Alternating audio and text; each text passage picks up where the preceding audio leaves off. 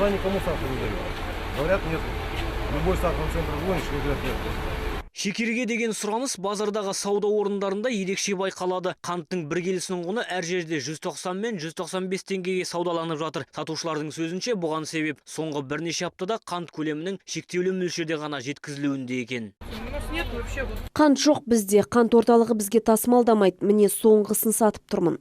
Қала тұрғындарда шекер бағасының соңғы уақытта шарықтап кеткенін байқадық дейді. Сөздерінше саудагерлер қантты сатып алу құнының жоғарылағанымен түсіндірген. Ал кейбір алып сауда дүкендерінде қазіргі күні қанттың шектеулі көлемін ғана сатады. Бағасы арзанырақ болғанымен адам басына 2 келіден артық бермейді.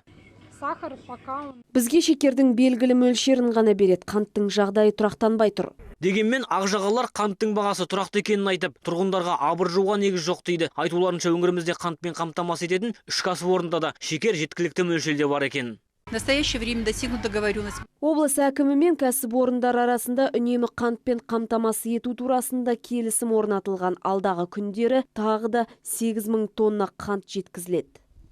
Тұрғындар мен сатушылардың шағымына қарамастан шенеуніктер өңірімізді қантпен қамтамасыз ете алатын жағдай бар деп ағынан жарылды. Еліміздің шығысынан жақын күндері белгілікті мөлшерде шекер жеткізіледі деген олар нәтижесінде баға тұрақтанады деп сендіріп отыр.